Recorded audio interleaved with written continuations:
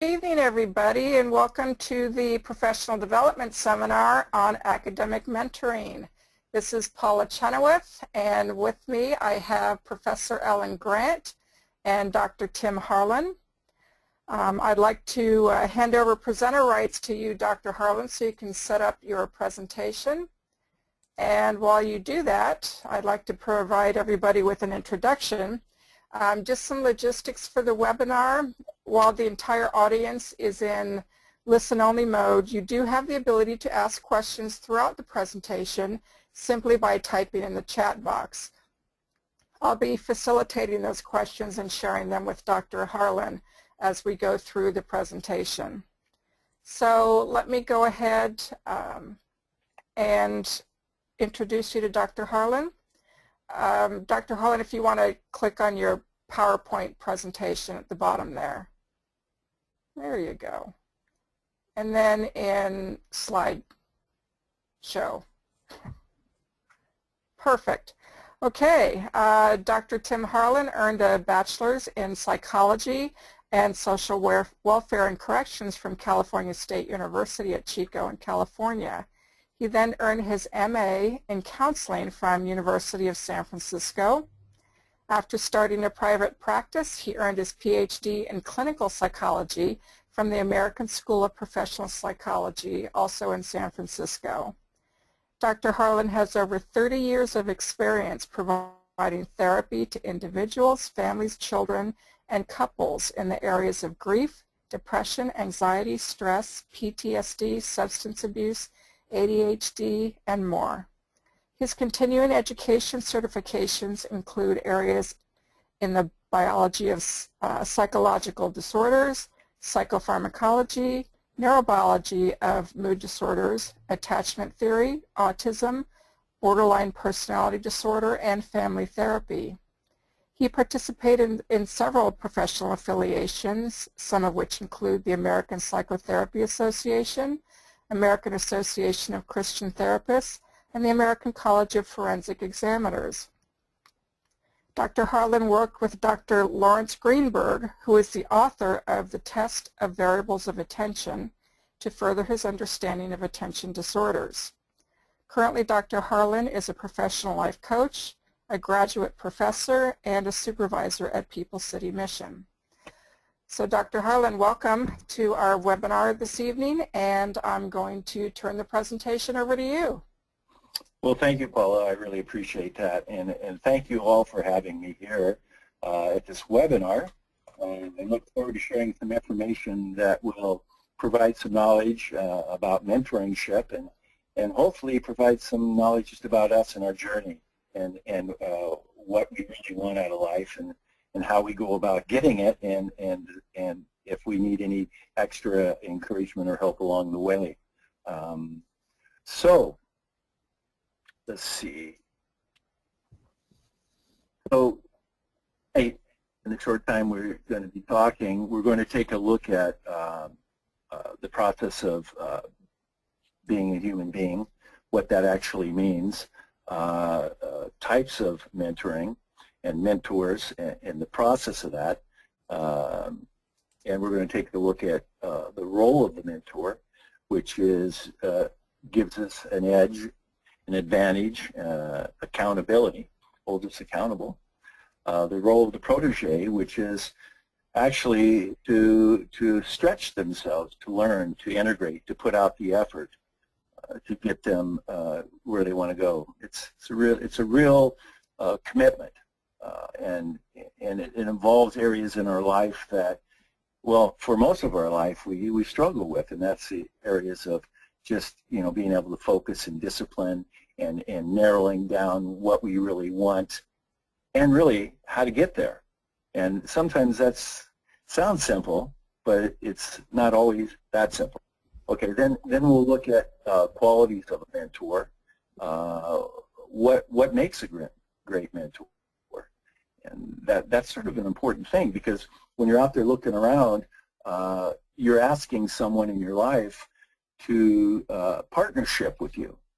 You would be asking someone to say, hey, I need someone for some feedback, a sounding board. I need someone to help me think. I need someone to help me problem solve.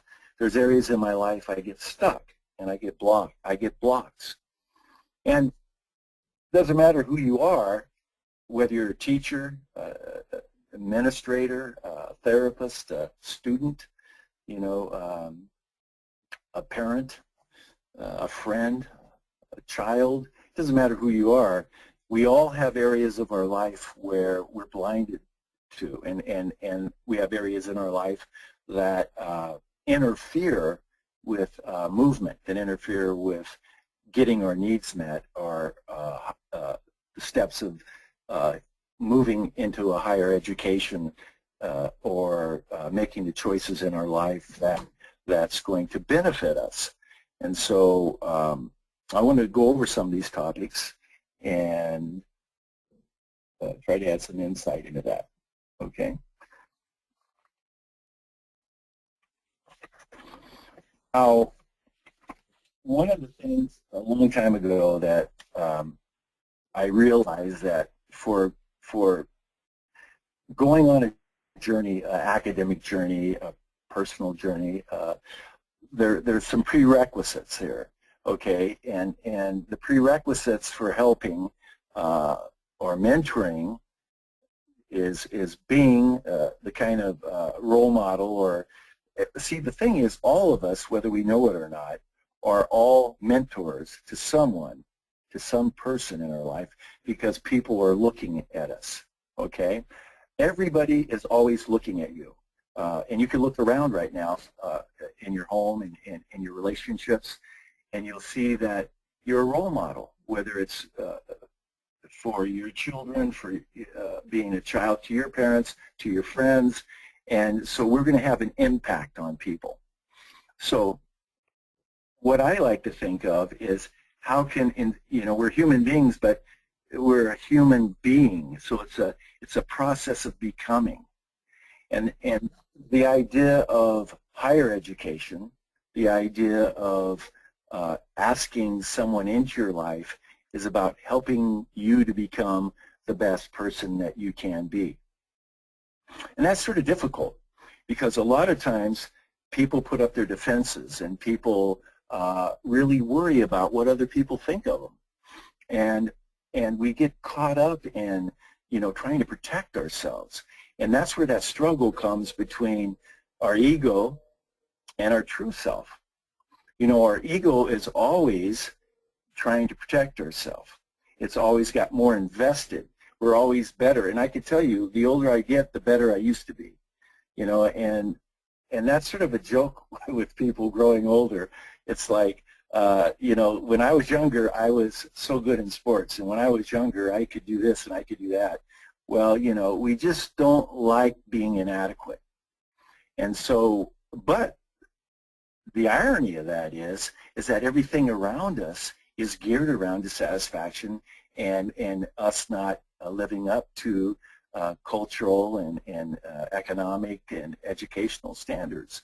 And so we're always evaluating ourselves in terms of, you know, are we keeping up? And a lot of us, because of our programming, are limping sort of along with this. We struggle with it, and so we develop these dichotomous splits between, you know, our pride and what's really true. Okay, our pride wants to tell us, and well, it's actually our pride wants to lie to us, and we want to believe it. That's the wild thing about it. I mean, I'll believe my pride as long as it saves my ego, but you know, the truth is that I'm a journeyer, I'm a struggler, and that starts with the message we get early on in life about who we are as little people, and we know that. Most of the stuff we're going to go over, we already know, but the difficult thing is integrating it into our heart, integrating it into our head, because as we know, in order for us to do good at anything in life, they use a term called congruency. We have to be congruent. Our head and our heart and our behavior has to be in alignment. Okay, and if that doesn't happen, then we end up making all kinds of mistakes. We end up believing the big lie. And that's what we're fighting against here with the ego. The lie is this, that we're not adequate. Okay, and as a mentor, which is really a neat thing, I help break through that lie. I challenge that lie. And it's almost like, I read one time where, you know, the thing about fear that we have to deal with is the shadow of fear is larger than fear itself. So if you ever look at, you just say, if you have a Tiffany lamp or something, and you take a look at the shadow it casts in your room, it's a big shadow. Now, in life, we'd have to deal with that. The shadow impacts us. Now, the actual fear is the light bulb, but we don't address the light bulb. We run from the shadow because it's overwhelming, it's frightening. Okay, but once you confront that, once you look at that and look underneath that Tiffany lamp and say, wow, it's that light, it doesn't look so overwhelming. And so when you challenge that, it starts to minimize the fear. And so coaches are sort of interesting. Well, you could say coaches, or you could say mentors, or you could say therapists even. You know, we challenge the erroneous thinking, if you will, the false beliefs that keeps us from moving forward with our life. Now, we can say, no, I'm moving forward. Hey, and you may be moving forward, but you still have to deal with the deep, hardwired piece, okay, of that lie, which is we're not good enough, we're not smart enough, you know, we're not tall enough, we're not thin enough, we don't have, you know, we should have more of this and more of that, okay. Now, what's all this have to do with mentoring? Well, I'll tell you, mentoring is huge because it takes into account a partnership. And one of the things that we need the most in life is to be able to make that attachment. Now, I know there's a diversity in the audience, whether you're a beginner, undergraduate, or graduate, or doctoral student. You know, these all apply, okay? Because we have to face our triggers, the things that cause us to doubt in ourselves. And we all need to look at how we attached. See, and that's the interesting thing, that fear, anxiety, dread, and doubt, and despair, they're all cousins. They're all related to one another, and they all interfere, definitely interfere, with us moving forward. Matter of fact, they'll actually keep us stuck. And that's known as whatever, writer's block, anxiety, depression. Those are just ways that we're stuck. Why? Because we haven't got that validation. We haven't got the attachment and the support that we need. Now, some of us are fortunate and we had great parents. Some of us aren't that fortunate. And do we blame our parents? No, we don't blame our parents. At this point, we blame ourselves, right? Because we don't have the tools to get out of the hole we're in, and it actually keeps us from reaching our full potential. So what can a mentor do? What can a coach or a therapist do? Well, let's say mentors in this case. They can create a partnership with you. A partnership of mutual support, trust, and respect. Now tell me there's one person in the audience that says, hey, I don't need any of that. That's not for me. I don't want respect or trust, or I don't want safety in my life. Well, for all you people that are into psychology and you're studying developmental theories, almost every developmental theory talks about the need for security and trust, and it goes way back into whatever, the 50s, you know, right on down the line, you know, and it talks about the importance of making those early attachments, okay? So a mentor helps you to connect. They believe in you. and they encourage you. Okay? They encourage you to be your true self, to fight that struggle, that beautiful battle. I wrote about it one time and called it an exquisite battle of becoming the person that I know I can be. And later on I'll talk about that, I have a little quote about Oz didn't give anything to the Tin Man that he didn't already have, you know.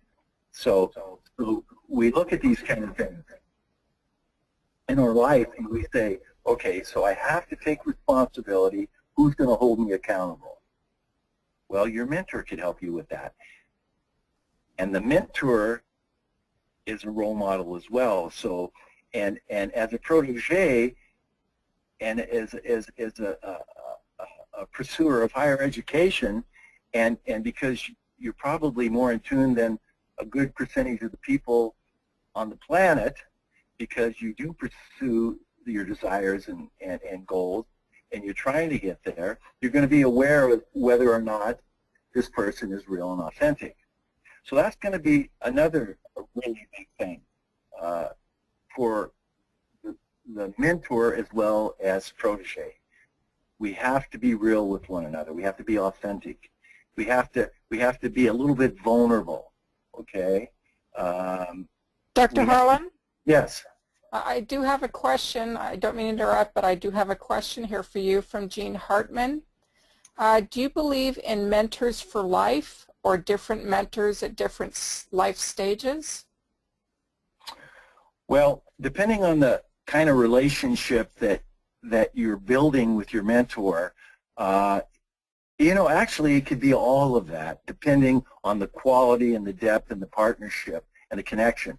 Now, they say variety is good because you're getting more than one perspective. So it doesn't hurt to switch and to alter and to experience different insight and to different support and different encouragement because everybody has a slightly different slant on mentoring. So it's in your best interest to be really aware of how your mentor is impacting your growth and development and how genuine that relationship is, because sometimes they're a little hard to find. So if you find a good match, then you might stay with that a little bit longer. And if you decide, hey, look it, I'm going through a different transition, I'd like to try something different, ask your mentor, because he or she should be really honest with you, and they should not have a lot invested in keeping you on. They should have your best interest in mind.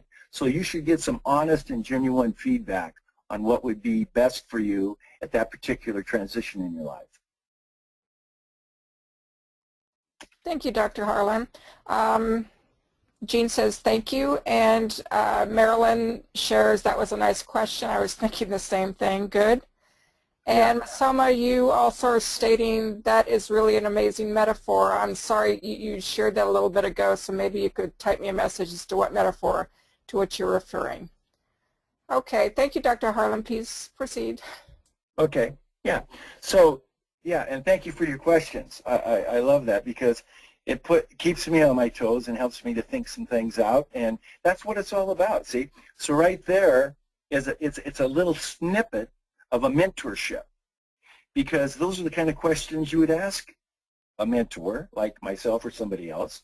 You know, you'd ask the difficult questions, and you would try to answer the difficult questions in the way that it empowers you, that it encourages you to want to move forward and to know that, hey, maybe I can do this. Because a lot of times, listen, you know, when I first started out, you know, it was a while back, and when I first started, I wasn't sure. And so I had a mentor in my life when I was a young man, and my mentor was a lifesaver for me. You know, when I would start to doubt myself, and when I would start to question and second-guess myself, he would hold me accountable. He would tell me the truth. He would show me where that deception and where that lie was coming from, and he'd have me own it. He'd make me do the hard work by asking really difficult questions. So the questions that you ask are wonderful because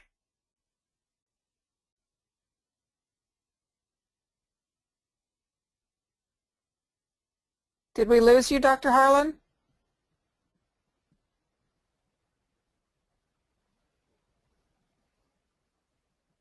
Paul, are you there? Yes, I am now. Thank you. Okay. What did you get? What did you miss? Sorry, I was reading. You're getting a lot of questions in here, so just continue on. And I just also wanted to ask you to make sure to forward your slides as you talk. Okay? Okay, sure. Well, we're still on the human being slide. Okay. Okay. So so part of being a mentor is that you encourage people to be and to take risks and encourage them along the way and get them through the areas that they're stuck in. Because a lot of times our worldview becomes a little tainted and we become a little apathetic or we become a little bit suspicious or we struggle with trusting other people.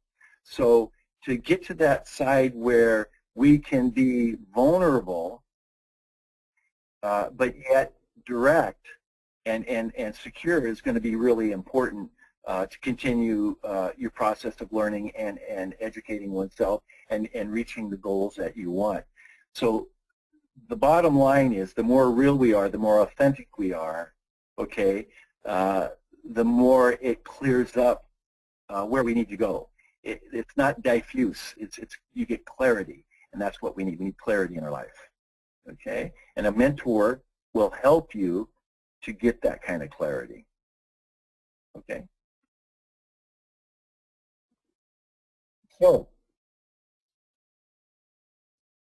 So you can see that there's different types of mentors, okay? And we'll be focusing more on academic as well, but again, in all these areas, whether it's academic, business, or personal, there's demands and challenges, and there's areas that, we try to help you to get to make that contact that will give you the edge and the confidence that you need. But in all these areas, you need to be able to identify your strengths and weaknesses, and we have a lot of fears about that. And earlier I was talking about that. We really don't want to look at that, but we got to take a look at, okay, what is your fear here? What holds you back? What are your roadblocks? As a protege, you have to become really conscious of the things that may sometimes not be so conscious, and I have to help you outline that as a mentor and take a look at some of those, as we would say, the messages you get growing up that interferes with your success and encourages you, in the area of doubt and fear. So, so a mentor will encourage you and help you to explore preparation and help you take a look at what you tell yourself about the challenges of the encounters and how you could create a mindset that can sabotage that. So we got to be able to help you take a look at that without actually doing sort of in-depth kind of work, like in-depth therapy. And you can do that simply by making implicit explicit. You just ask them, what is it? How did you see yourself growing up, and where did you trip up? Where were the areas that you had difficulties in, and why do you think you have them? And where did those actually originate from? What are the origins of that? Okay, so that will help us move to another level. We have to free some things up. Okay, so we need to really equip you with tools, and in the metaphor of weapons or advantages as you march into battle, because life is difficult, and we know that it's not easy. So we need all the advantages we can get. Okay, so we want as mentors, we want to help you close that gap between where you are and where you want to be by focusing really on your attitudes, your skills, and your choices. Now think about that, because behavior always follows attitude. So how we think affects how we feel, affects how we behave. So my job would be, as a mentor, to help you to look closely at how you developed your attitudes, how that helps or hinders your skills, and help you really address the choices. People make a lot of choices and don't always take responsibility for those. They make quick choices.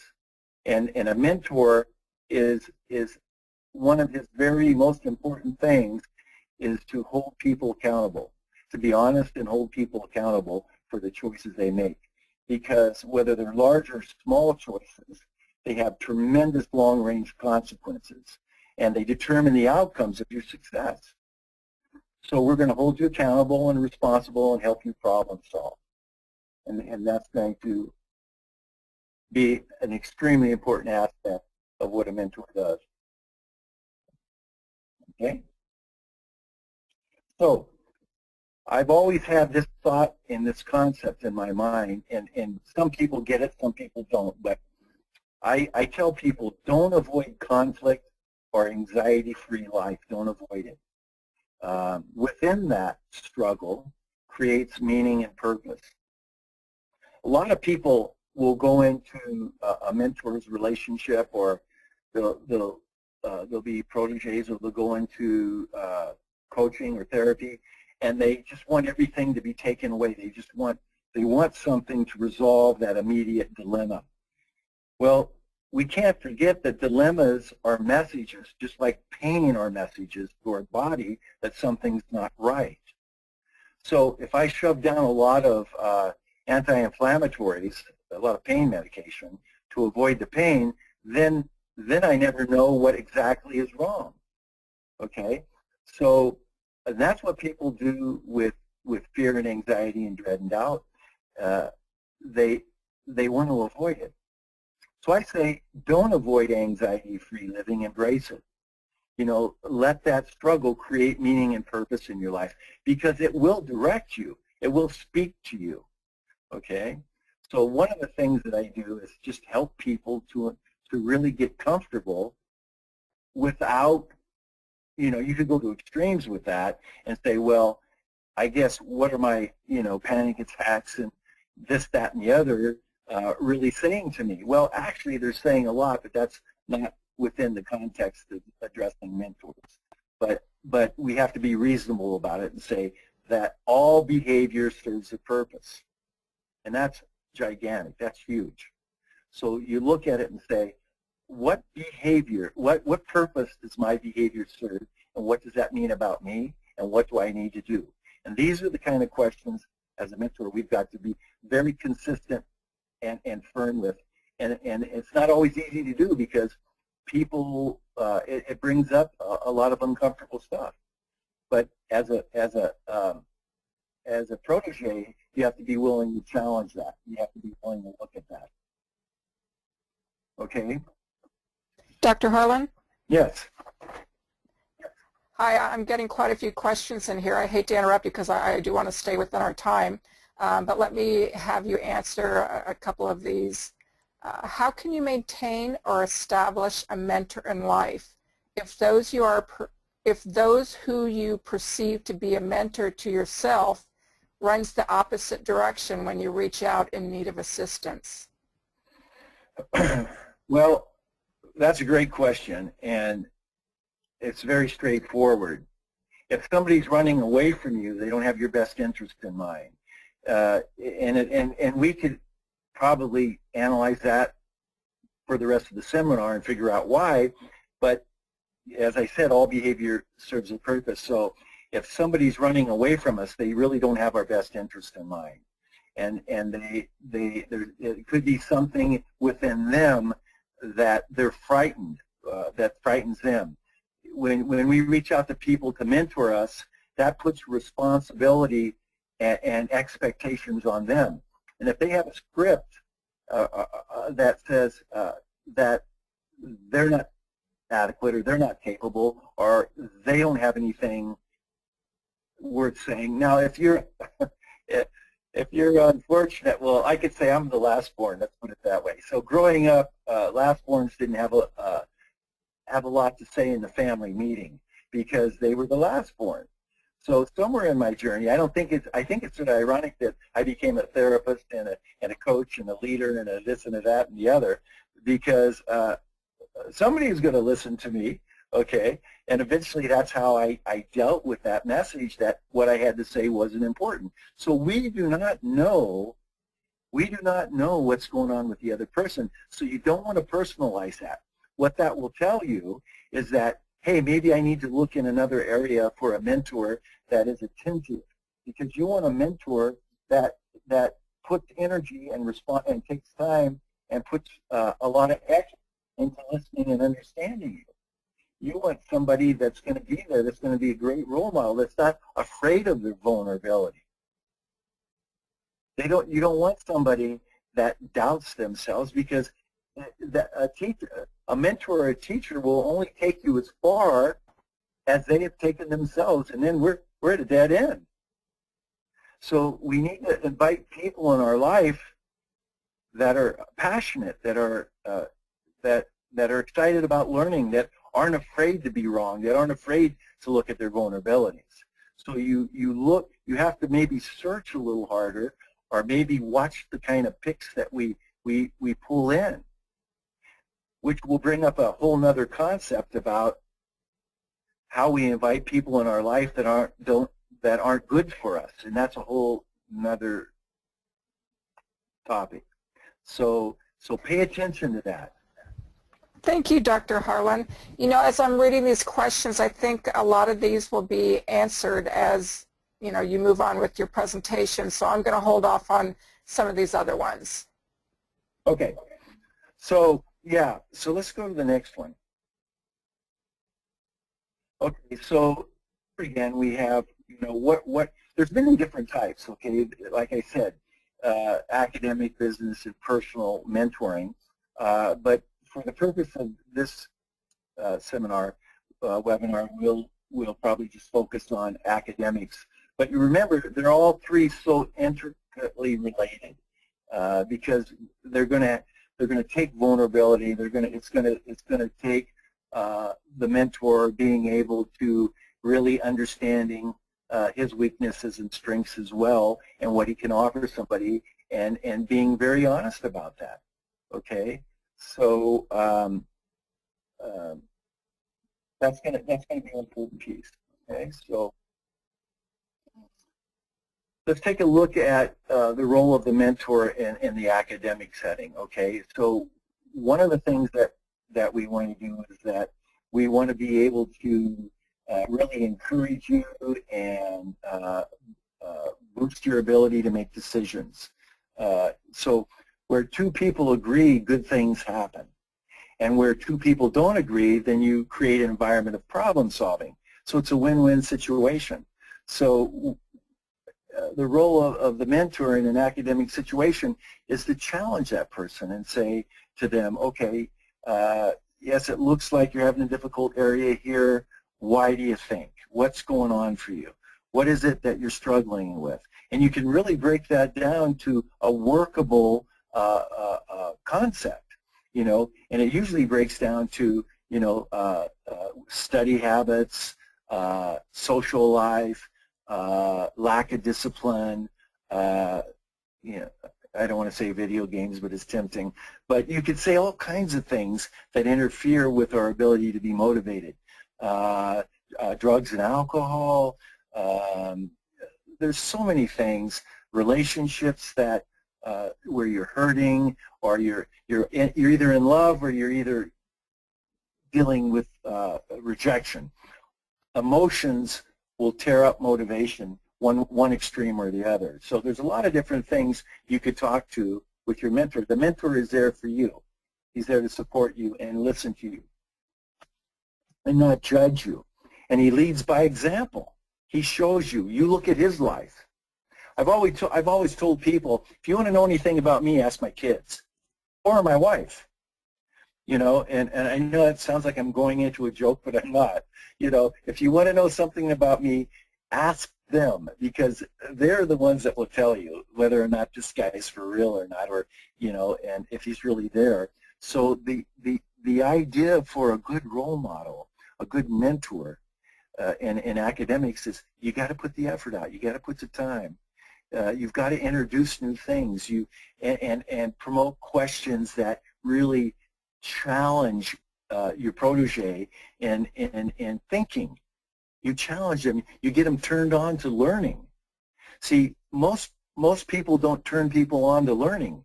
You've got to, and that comes with understanding your protege. I have to look into them and say, what is their language? What turns them on? What turns them off? You know, what is it what do they do for a hobby? What do they do with their time off? You know, how do they think? How do they speak? And once I study all that, then I'm going to be able to be more present for them and encourage their strengths and challenge their weaknesses, because I'm going to get an individual picture of who they are, because we're dealing with differentness, diversity. And so each situation is different, and I have to learn to look for that differentness. If I do a cookie cutter approach to mentoring or anything, it's a disaster. It's not real. It's disingenuous. You know, I'm not into it to help people. I'm into it to get a cookie cutter concept down, and I just got to get by with this so I could earn a living. See, you can't do that. You have to be able to have passion to want to do it whether you get paid or not. Okay, when I first got into therapy, psychotherapy, I didn't have a clue how much money I would make, and I didn't really care. I just liked the idea of speaking into somebody's life and understanding my life better. So I had that to spark and initiate and motivate me to become a person that challenged the lies in my life. And then my mentor supported and guided me and gave me tremendous constructive feedback. And that's invaluable. Let me tell you, that is invaluable. To have somebody say, look, here's how it goes for you. Here's what I see. I want to be honest with you. And please don't take it personal, which you always do. So, you know, but then you work through it, all right? So, anyway, it's a wonderful journey, but it takes effort, it takes determination, and it takes a commitment. I'm going to do this thing. I'm going to make this happen. There's going to be obstacles in my way. School's going to throw me obstacles. I'm going to have things getting in my way of completing things. I'm going to have deadlines I can't fulfill. So you can have a lot of things that will challenge you. But the good news is, if you take your time, refocus, get a little support, get a little encouragement, you could restructure and move forward, and that's what we want to do. We want to help people to do that as mentors. Okay? We help to boost your Dr. ability. Harlan? Yes. Oh, I'm sorry. It's just that we're getting so many questions. And one of them relates to, I think, what you have on the screen, which is academic mentoring and the differences between which level of your education. Well, that's a good question. That's a good question. That's a little tricky, but and that sort of falls into what I was saying about understanding the person that you're having a relationship with, the person that you're partnershiping with. You need to understand, okay, it's like for undergraduate, there's a different protocol. Graduate, doctoral, different protocol. Not all needs are the same. Not all people are the same. So when you look at undergraduate work, what are the issues? What are the, I would say, developmental crises that go on during your time when you first get to college? I can tell you in my experience, it freaked me out. You know, too many people, too much pressure, too much expectation, performance anxiety. You know, you have all these things, you know. How do I study? I just got out of high school. I didn't like high school, and I didn't learn to study. So how am I gonna make all this happen? Okay, so you've got to really look at these kind of things. Take a look at, you know, like an undergraduate, look at their habits, look at their study habits. Introduce them to time management. Help them refresh their study discipline. You know, and you wouldn't do that with a doctoral student. You know, a doctoral student would be, wow. Give me maybe like a Starbucks card to psychotherapy. because I'll tell you, graduate school made me nuts a little bit. And I probably needed therapy, but we, and all kidding aside, with the doctoral students, they're going to need to be held accountable. They're going to need deadlines. They're going to need support in their dissertation work, and they're going to just sometimes need a sounding board. Okay, and I know it gets more complicated than that, but that's just a piece of it. And graduate students, you know, you try to help them increase the shift between, you know, their bachelor's and their master's and the intensity and the educational work. You help them to make that transition the best they can and use some of the skills you would with a doctoral student. But they're making a transition of their own.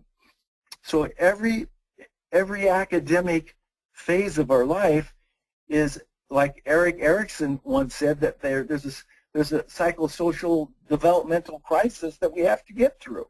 Okay, and a mentor's job is to help you identify that crisis, support you, encourage you, and help you make the decisions and the choices that will best enable you to succeed. I know it's hard to believe I'm not talking, but thank you, Dr. Harlan. If I may, I'm going to interrupt you for a little bit because I want to get through some of these questions, and I know you still have a couple more slides to go through.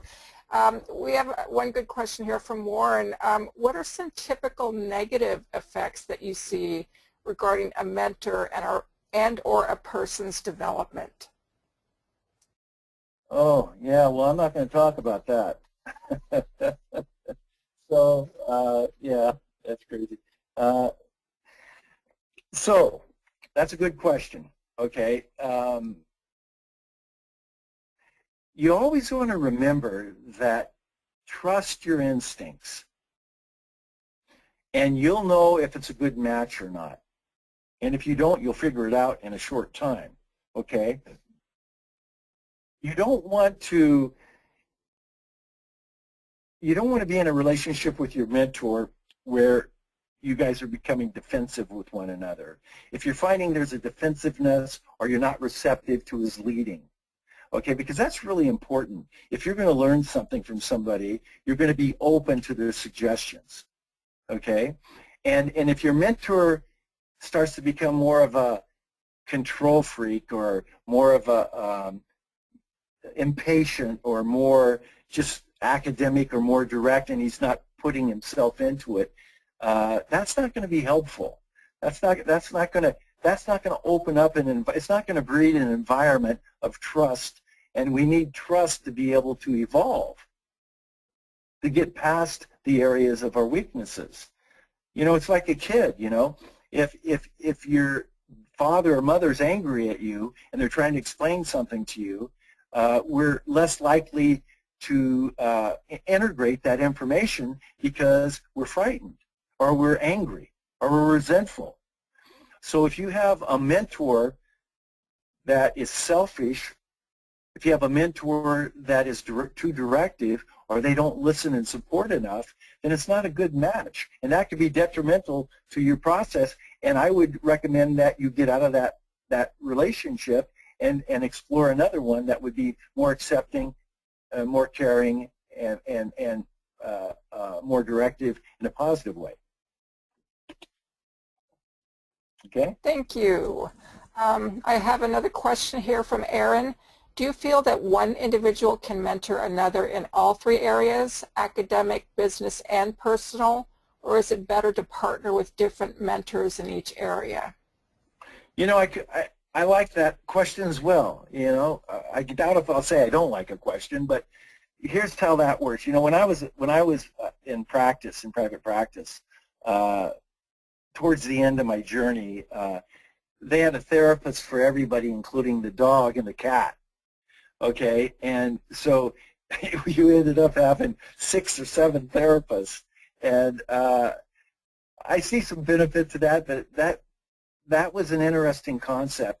I see some validity to that, but it leaves a lot of room for being convoluted and diffuse communications and fragmented communications and misunderstandings. so this is sort of a yes and a no thing. When I was a therapist, I liked to get everybody in instead of farming them out to all these people that had so many different approaches to helping people that nothing really got done at times. And I know we could develop an argument about that, but that's not for this agenda. But I'll tell you that one person can really help a multitude of people. So when I did family therapy, I had everybody in, even the cat and the dog, because everybody plays a part in keeping the system stable. Excuse me. Okay, so everybody plays a part. But as we were taught, and there's many different approaches to therapy, but one of the approaches was, let's look at the IP, the identified problem child. He is a manifestation or a voice for the deeper wound in the family. So we would have to take a look at that and say, everybody put all their energy into that one problem child. But he was just a metaphor for the larger issues within the family dysfunction. So I like dealing with all of it personally, because I like being able to see how it all integrates and how it fits together like a puzzle, and then I can address it more holistically. Thank you, Dr. Harlan. The questions just keep coming in. Here's one from Asoma. What information would you give to someone who's fighting the good side of themselves versus the bad, such as an internal conflict, and how to overcome that? Well, first of all, I'm always looking. If I don't agree with something, I read about it. I don't shy away from it. So when somebody says, "Oh, that's ridiculous," I wouldn't believe that, and I wouldn't back that, and I wouldn't spend a second trying to get it. Well, that's not how I think. Because if I'm going against something, I want to know what I'm going against. So I always embrace the bad side of me, the dark side of me, because we have it. We have the dark side. And that dark side will sabotage us if we ignore it. It's not going to not be heard. It will not. If you don't address the dark side, it will address you unconsciously. And you'll see that. It'll come out in your dreams. It'll come out in unconscious behaviors. It'll come out in many different ways. Moods. I'm not feeling good today. I just feel moody. Okay. Right. Let's say, so it's gonna, okay, it's like shutting a door to your bedroom and thinking that you're going to keep all the rest of the house out of your door. And that's like closing a piece of your mind in your brain and not thinking that the rest of who you are is not going to leak through the cracks. So I would say, and it will, and it will leak out in symptoms. It'll leak out with depression, anxiety, spending, drinking, affairs. It'll leak out in all kinds of ways. So I say embrace the dark side. I say learn to get comfortable with that side of you that wants to sabotage yourself and confront it. Make peace with it. Understand that you're not perfect, and that's okay. You don't have to be perfect. It's like being a student, being a parent, being a psychologist, anything, a teacher, anything you want to be. We don't start off as being correct and perfect, and we like to think that we do, but that's because we still are battling with parts of ourselves that we can't own. So we overcompensate by becoming experts. You know, we become experts in the field. Oh, hey, here's Dr. Harlan. He's an expert in psychology. He's an expert in mentoring. He's an expert in coaching. He's an expert in addictions. He's an expert in who knows what. He better be an expert in his dark side or he's had it. That's what I want to say about that, okay? Thank you, Dr. Harlan. Let's see. What is the best way to approach? Well, this is going to be covered in your presentation. What I'd like to do is, just maybe allow you to move on with your presentation, and I think some of these questions will get addressed. Well, if they're not, they can still address them. So, but I appreciate these questions. They're really great, and they need to be asked. They need to be asked, and they need to be addressed. And I really like the fact, I like the audience, their tenacity and their thinking, because these are the kind of things that move you forward. You have to challenge the things that you don't understand, because if you leave them in limbo, they will interfere with the movement in life. And you got to know that the number one thing that we've got to do in life, let me see what happened here. The number one thing we have to do in life is have movement, or else we become stagnant. It's the same thing in our thinking. We need to move forward with it, and that's what the questions are all about. I really like that. Okay, so we're on the role of a protege. So what do they really actually need to do? Of course, they have to do a lot of the hard work. It can't be up to me. I could take you there, but I can't do it all for you. I could hold you accountable. I could help you think. I could ask difficult questions. I could share amazing stories. I can confront you on incongruencies. I could partner with you. I could encourage you, but I can't do it for you. And this is sort of a weird concept I heard along the way, and I don't use it very often, but I can explain it to you, but I can't help you understand it. And I know that's used sometimes in sort of a negative connotation, but it's really important. We, as proteges, got to work really hard at understanding what we need to do to improve our situation, okay? So you have to identify your strengths and weaknesses. You got to embrace it. You've got to look at what are the goals in your life and actually map this out. Write it down. Keep a journal. How can I cultivate a relationship with this mentor? Who is this man or woman? How can I trust him or her? How do I develop this relationship? Because you're going to have to look at the relationships you do develop. Now, even with a mentor or a coaching situation, and especially with a therapist, we've always read about transference and countertransference. So don't think there's any difference in all this. In that sense, there's a big difference between mentoring, coaching, and therapy, but when it comes to cultivating a relationship, believe me, there's going to be boundary issues. There's going to be transference and countertransference, so if you will, okay? So we want to be really aware of that. What kind of relationship do we have with other people? Do we seek their approval? Because, do we try to schmooze them? Do we try to seduce them?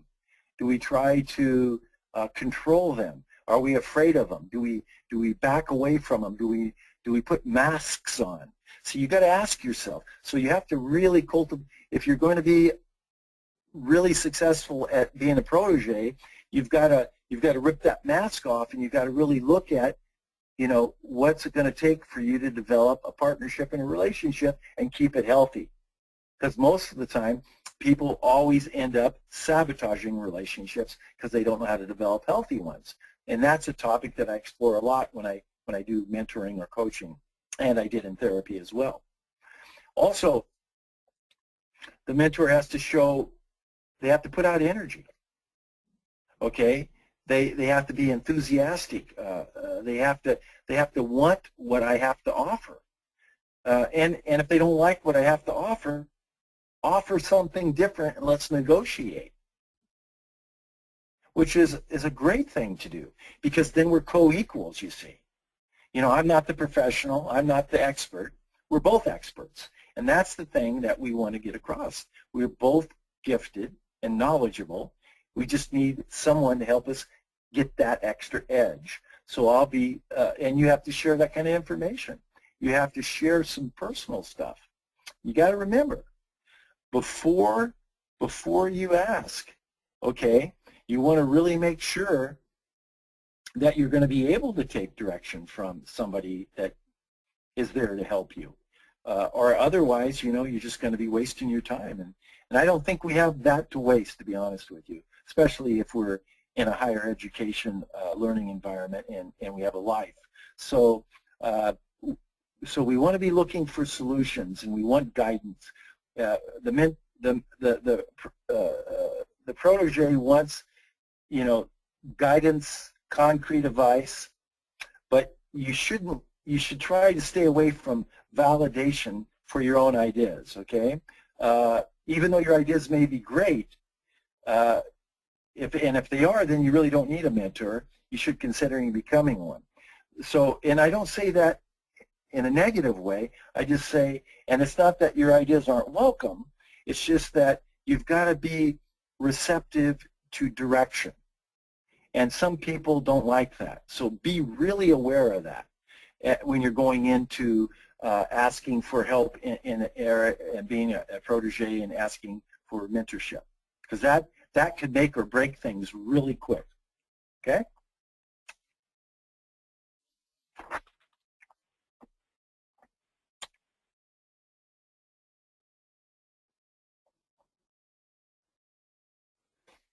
Are you still there?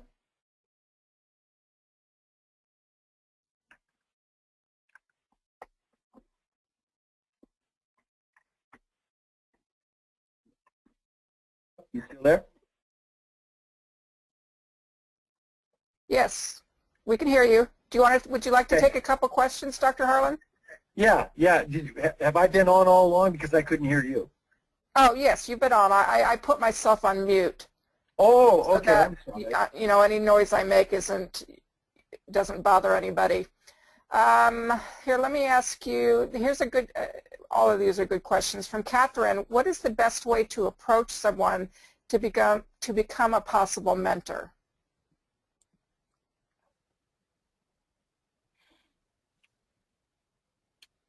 Let me clarify that. Is she asking for her to approach someone? No, she would like to know, how would you go about approaching somebody to be your mentor? Oh, okay, I see. Yeah, I see. Yeah. Well, there's a lot of different ways you could do that. You could ask around at school, for one, and see if they have any mentorship programs.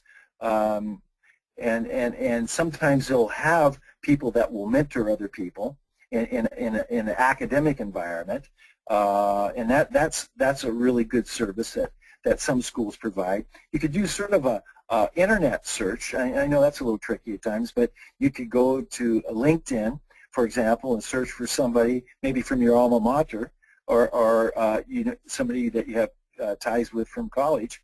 You could do a title search, okay, at your university. For an example, you could just go in and look at, marketing, or you could take a look at zip codes and, see who's you could connect with nearby, and just, searching for a mentor. You can contact professional associations. There's a lot out there that could give you good feedback. And I think things like social and human service departments have free mentoring programs. So you could go to your social and human service departments. And there is a website, I believe, and it's called micromentor.com.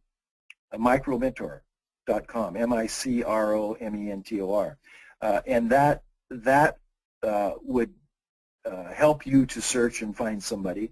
So there's a lot of things, so you could put yourself out there and just ask around and, promote yourself. Hey, this is what I'm looking for.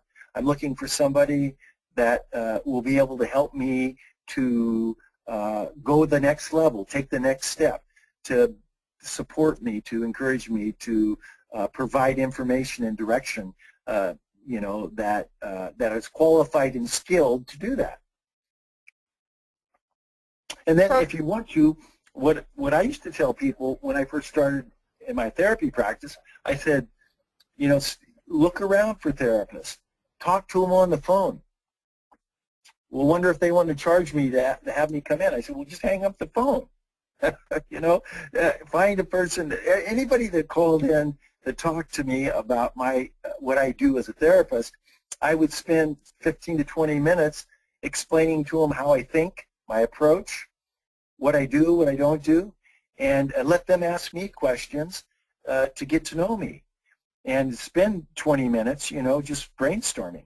And they would share to me what their goals were, and I would share with them whether or not I could help them or not.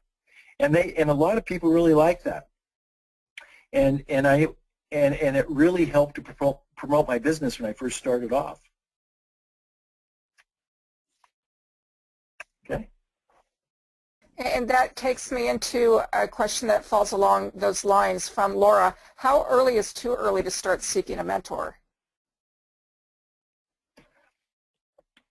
Honestly, I could go by my experience. I started in high school. So I knew I needed someone to help me dial in. I knew that I could tell that I had a lot going on inside me. I knew that. I had that instinct. But things around me reinforced the negative side. It distracted me. So we have a lot of distractions early on in life. And I'll tell you, there's good distractions and bad distractions. We know what they are. But, you know, you can even have good distractions keep you from potentializing. You know, in high school, I was an athlete and this, that, and the other, and I did a lot of things in high school. And they kept me from really knowing me because I was too busy doing something else. So, but thank God I had the ability to say, hey, there's something deep inside of me that's crying out for something different. And I knew that about me. And so I was fortunate enough to have, actually it was a senior psychology professor. He was student teaching. And I just loved he role modeled such a healthy male for me, and I wasn't used to that. And so with my friends especially.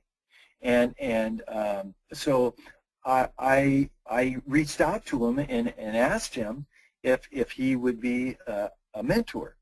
And he was a lifesaver, I'll tell you. And he helped me to connect the dots and helped me to understand parts of myself that I was cloudy about. And that helped me to take the steps to risk the move forward. And I went from maybe going to a trade school and learning a skill to going to the top of my game in my profession. So that's what a mentor did for me. So it's never too early. You know, high school, college, you know, just when you feel the need, when you feel that tug, that you need someone to speak into your life differently because it's not coming down the way you want it to.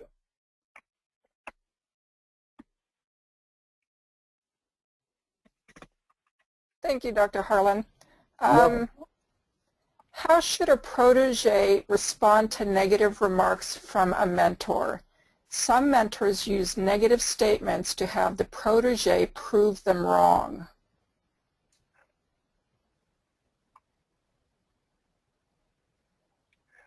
Yeah.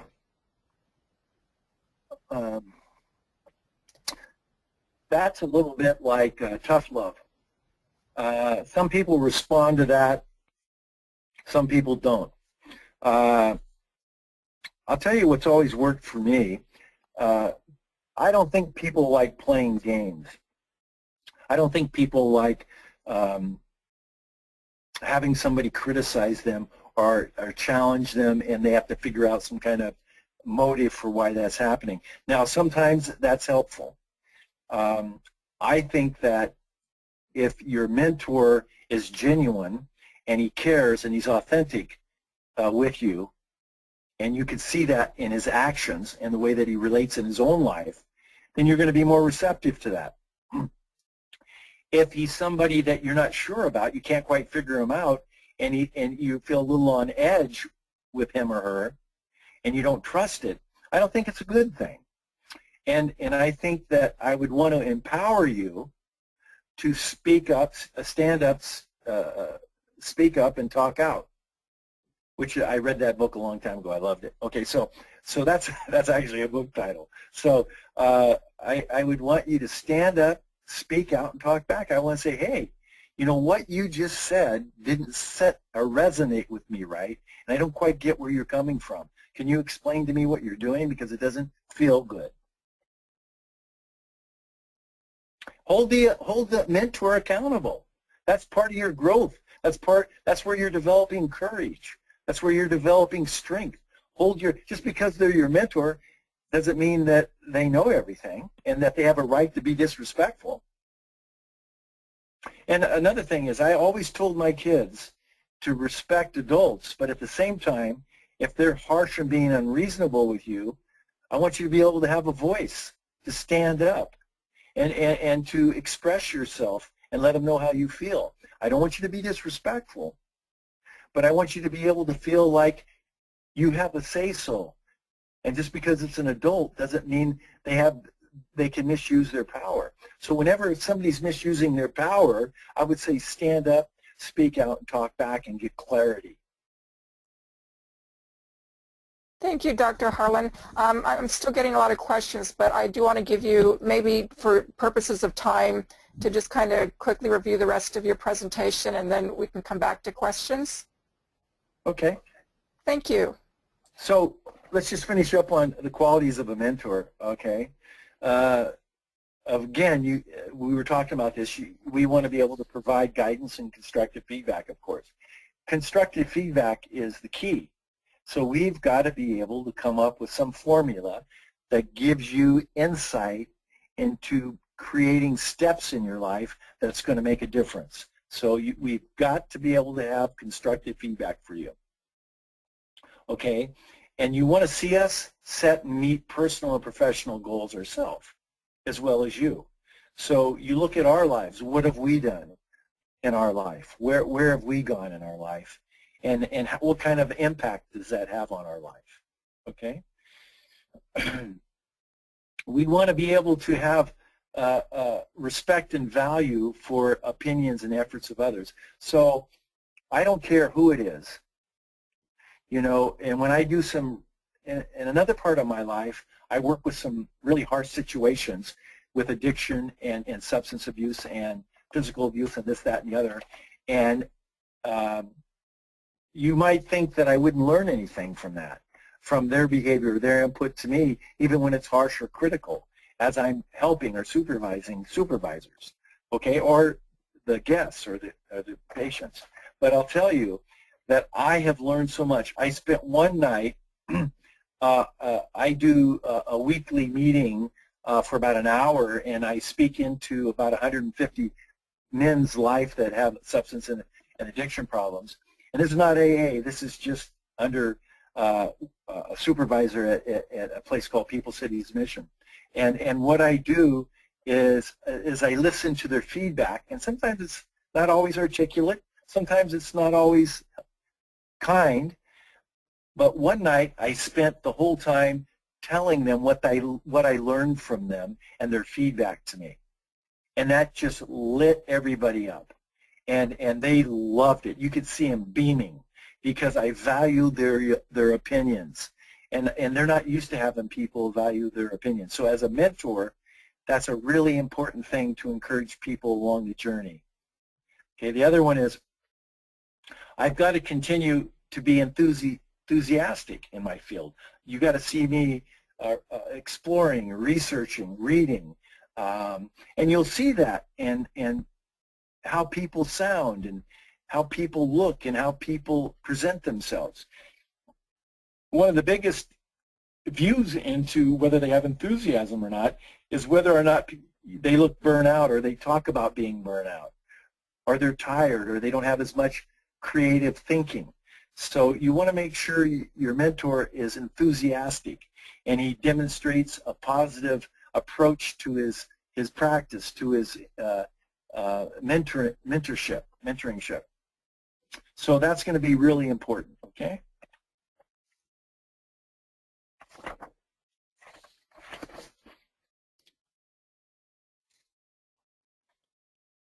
Any other questions? Or do you want me to move along? Yeah, there are quite a few questions. I think throughout your presentation you may have covered a lot of the qualities of a mentor, but there's one that I have here that somebody posted a while ago. Let's see if I can go back and find it from Ismail. Let's see, where'd you go? Because it was a really good question. Primarily what, oh, here it is.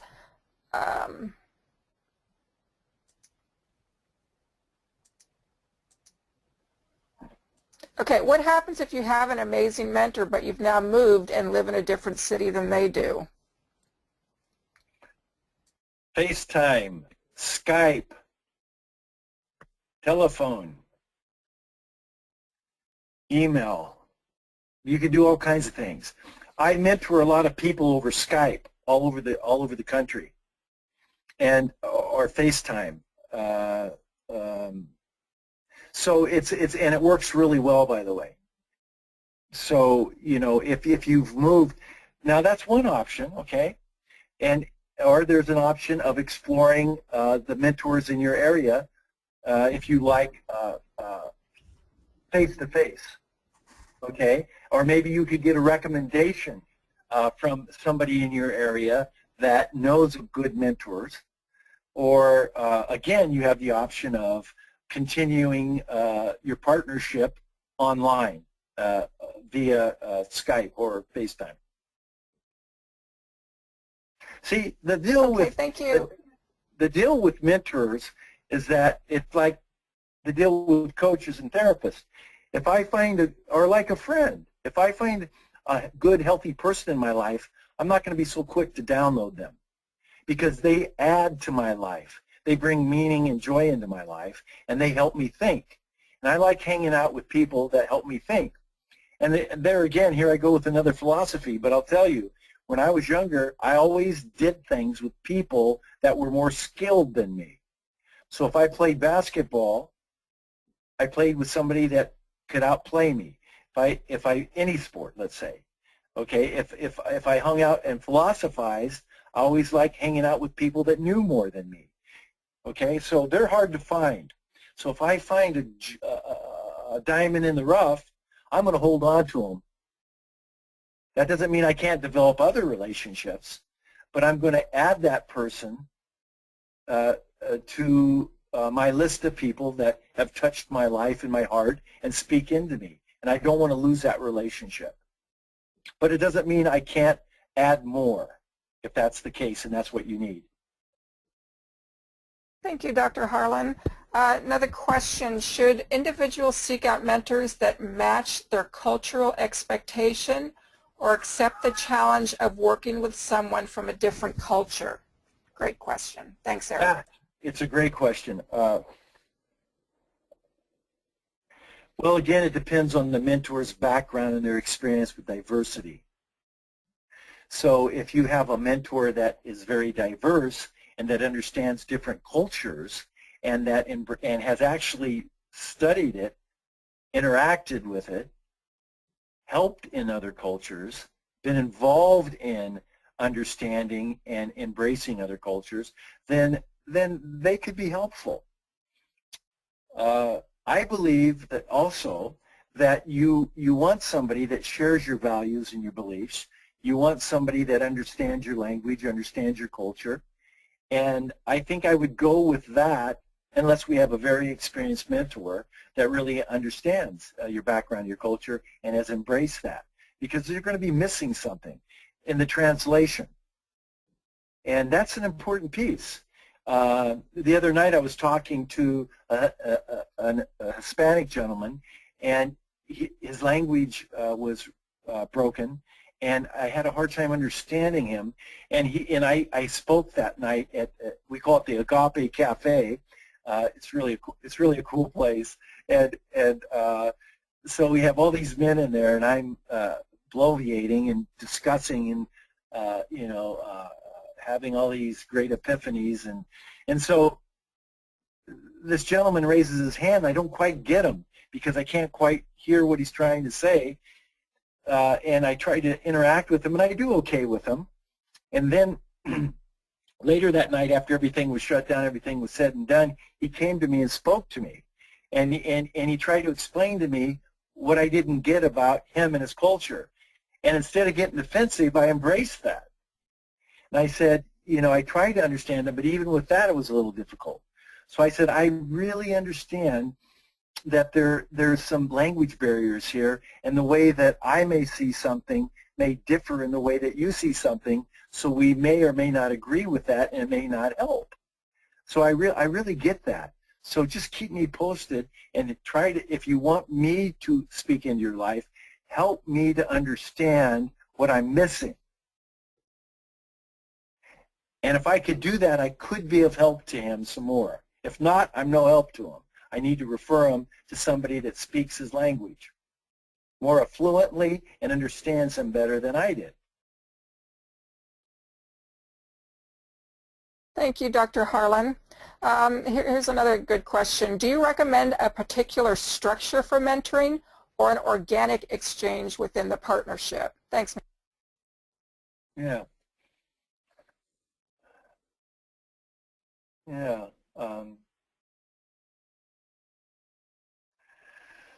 Well, all I can tell you is how I embrace a partnership.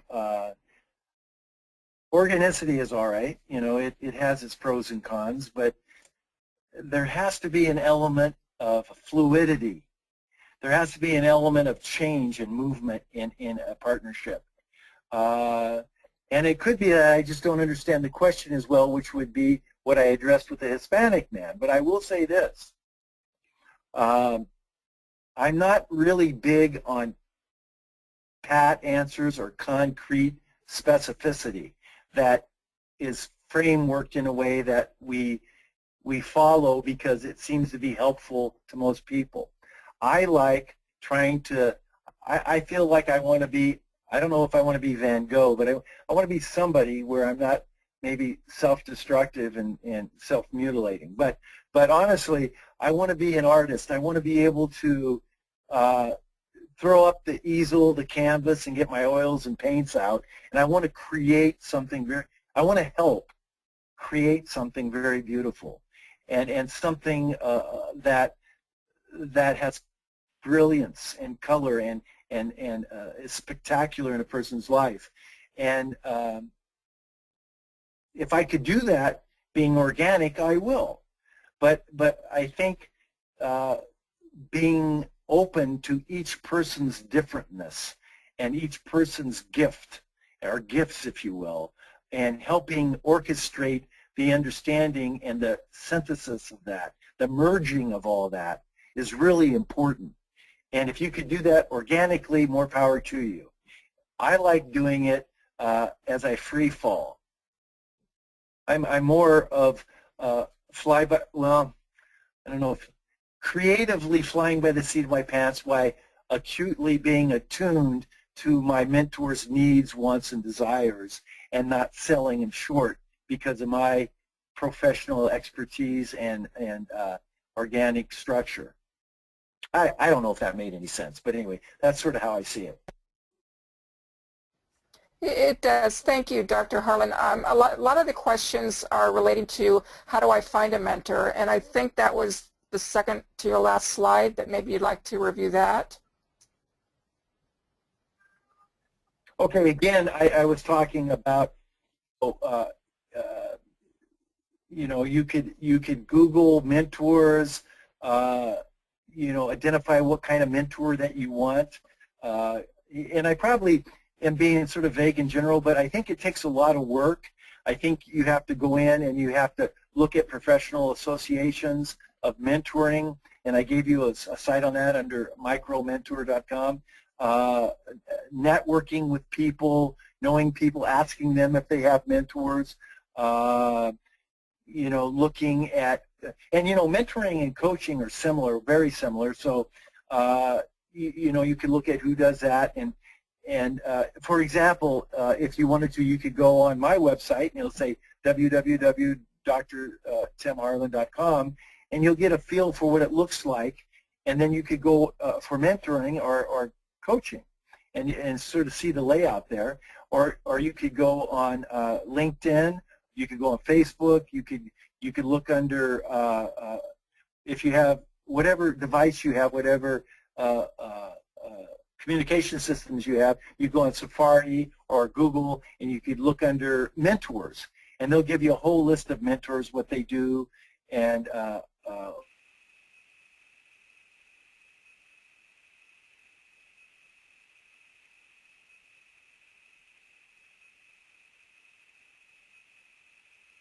some work on your part. Did we lose you? Yeah, we did for a minute. I was talking about going on either Safari. Did you hear that? I don't recall that part. Okay, so you could go on Safari or Google, and you could Google or use Safari to find mentors, mentor programming, how to find a mentor. What is, I know that there's different websites like relationship website, and I know that Chloe Madonis and Anthony Robbins and those people, a lot of those people have, let me see if I have that here. Yeah. They have different places you can go to. Relationship Institute, you could go to different places and just maybe connect with them and ask where, they could refer you for mentoring. So, and I know that, and of course, I studied Chloe Madonis a while back, and she was big in the MRI Institute, Mental Research Institute, and there's a place in Palo Alto in Marin, Italy, and that was with all, I don't know if anybody in the audience studied things like, that's family systems theory, where you studied, Watzlawick, Jay Haley, Chloe Madonis, Jackson, and those guys. But Chloe Madonis teamed up with Tony Robbins, the motivational guy with the big smile and all the teeth. And so, and I think he's becoming a lot more legit, and I don't mean to be judging, but I think he's doing pretty well because Chloe Madonis was really solid with her background. I think they came together, and they have a great mentoring and coaching system within their operation. And you could find that under, just Google Chloe or Anthony Robbins .com or something, .org. So there's many ways we could find a mentor. We just got to do some research. Thank you, Dr. Harlan. We're starting to run out of time here, and there are some comments I'd like to read before we do run out of time. From Jean Hartman, she's providing a synopsis of what you shared earlier, which is quite good. We run from our shadows of fear rather than fear itself. Fear is actually the light bulb that shows us our vulnerabilities. We must confront our fears instead of running from the shadows of our fears. That was nice. Thank you, Jean. Yeah, ask Jean if she's open to being a mentor. Yeah, get her number. I love that. That was you can answer that, Jean. Yeah, yeah. Yes. And a comment from Belinda, mentoring is a gift. How does a protege say thank you to a good mentor? What are appropriate gifts or gestures? Oh, I like that one. Okay, so the best gift you could give a mentor is play it forward. I know that's a worn-out saying, but play it forward, because you're going to be in a position of mentoring other people. And you already are. Every one of you in the audience has mentored somebody, whether you know it or not. So just as we get older and more experienced and more educated, we learn how to be a better mentor. And so the best thing you could do to say thank you to a coach or a mentor is to be a good coach or a mentor to the people that you love and care deeply about, and show honor to what you've been what you've been taught. That is a beautiful compliment and a tribute to the process of mentoring. Thank you. A couple more comments. Let's see. Dr. Harlan's passion about mentorship is inspiring and enlivening. This is from Jamie. He has modeled great mentorship throughout this webinar. I agree that one's willingness to be authentic both as a protege and as a mentor is essential to the effectiveness and true purpose of mentorship. I actually agree with everything Dr. Harlan has shared. I have a mentor that fits the bill. I am in deep gratitude of this relationship. It has been one of the most challenging and fulfilling relationships of my life. Thank you, Jamie. That's great input. Yeah, thank you, Jamie. That's beautiful. And hold on to it. You know, we have a lot of potential helpers, and you can tell by the way that they respond to the questions, because it's not, you know, it's coming from the heart, and it's real. See, so the things that I'm talking about today are being incorporated and implemented in their questioning to me. So you can see that we have a lot of potential in your audience, Paula.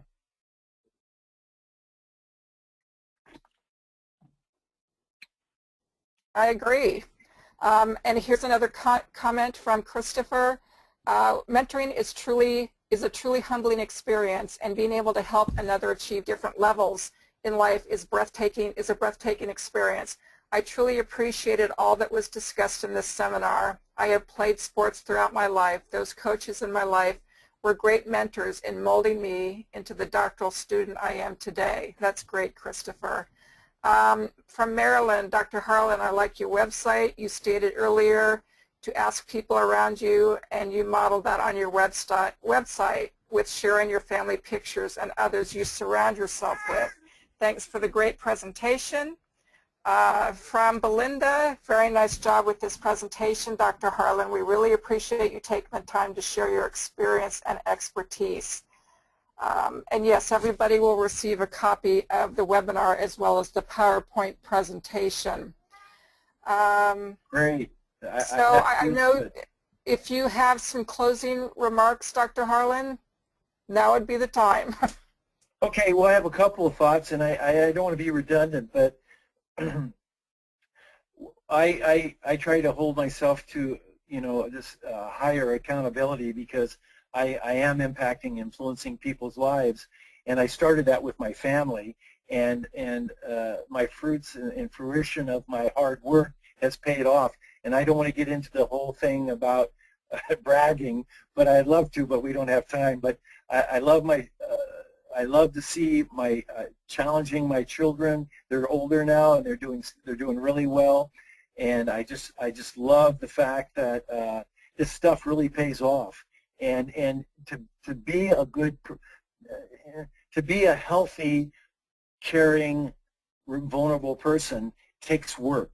And I often tell people, don't, and you've heard this saying before, and I love this saying, don't mistake my kindness for weakness, because that's not what you're going to get.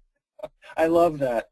Okay, it sounds like a Clint Eastwood line, but or something. But you know, people often say, well, if you make yourself vulnerable, won't people take advantage of that? No. Well, they might try, but you got to remember, and I taught people this for years, the 3 T's. We teach others how to treat us by what we tolerate. So if anybody is teaching us in any certain fashion, we're great teachers because we've tolerated it.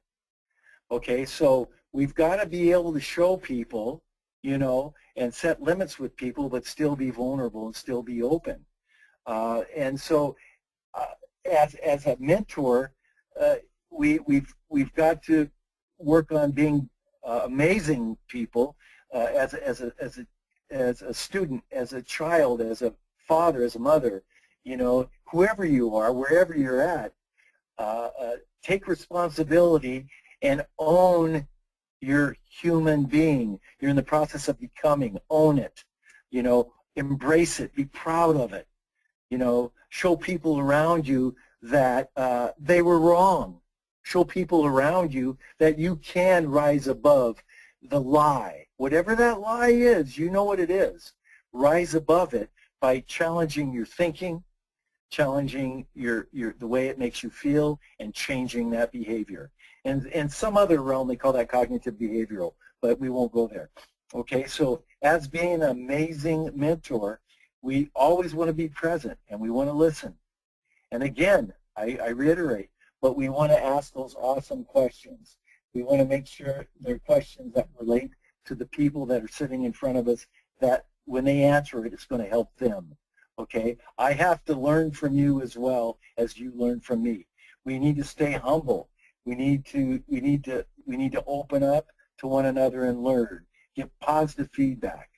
Okay, be patient with one another and respect and honor confidentiality. No matter what field you're in, remember, confidentiality is the key. Because if you break somebody's trust, you mess up your mentorship, you mess up your coaching, and you mess up your therapy. So don't break people's confidentiality. They need privacy, okay? Thank you, Dr. Harlan. I don't mean to interrupt. It's just that we're over our time just a little bit, and I just wanted to check with you. Did you have any more slides you wanted to review extremely quickly? And while you're changing slides, let me just read you some final notes. Thank you, Dr. Harlan, and the organizers of this webinar. It has been deeply inspiring. Thank you, Jean. Thank you, Dr. Harlan. Your words are truly inspiring. Thank you for your time and motivation. Thank you, Rafael. And from Asoma, thank you, Dr. Harlan. This was a really helpful webinar. His words really hit home. So if those were as many comments, and for those of you who still have questions outstanding, I will be sure to pass them along to Dr. Harlan, and we will ensure that you have an answer to those. So Dr. Harlan, if you have just, maybe 30 seconds of closing words. Okay, really? Okay, I'll try that. Okay, let's see how that works. Okay, so I read something once that I really liked, and I just wanted to pass it on. So this will be it. It will hurt. It will take time. It will require dedication. It will require willpower. You will need to make healthy decisions. It requires sacrifice. There will be temptations. But I promise you, when you reach your goal, it's worth it. And I've always loved that because that's one of the most encouraging bits of information that I've kept with me. And one other piece that I carry with me all of my life, besides the 3 T's I just gave you, is, and I think you've probably all heard this, things don't get better until we stop doing what doesn't work. People make it complicated, but you got to look at it and say, what isn't working in my life and what do I need to do to change that? And that's where we might bring in a mentor or a coach or a therapist or a friend. Who do I need to bring in to help me? Because I know I'm hardwired to succeed. Because remember, Oz didn't give anything to the Tin Man that he didn't already have. He already had a heart. The straw man had a brain. And Dorothy always knew her way home, and the lion always had courage. They just didn't think they did because they bought into the lie. So remember, we have it. We gotta find someone, if it's not ourselves, someone else to help us connect. So that would be my closing point. And I do want to, again, thank you for showing up, and thank you for your gracious and wonderful comments. It certainly made my night. My whole family and all my children are very anxious to hear how it went, so they're a part of this too. They all sent me emails right before this started, so it's a good thing. So I want to thank Professor Grant for organizing the webinar, and Professor Chenoweth for encouraging and be doing an awesome job of facilitating. And being a mentor to me, and I just really appreciate all the help and work you've done. Thank you, Dr. Harlan, and everybody. Thank you so much. It was certainly an engaging interaction this evening. I don't know, at least from my experience, that we've ever gone over time. So that's wonderful. We had a great turnout. Thank you, Dr. Harlan. Thank you, Professor Grant, and thank you to everybody for attending. We will be sending out a copy of the PowerPoint as well as a recording of the presentation. And for those of you who still have questions outstanding, I'm going to ensure that Dr. Harlan gets those and we will get back to you. So everybody, thank you so much and have a good rest of your evening.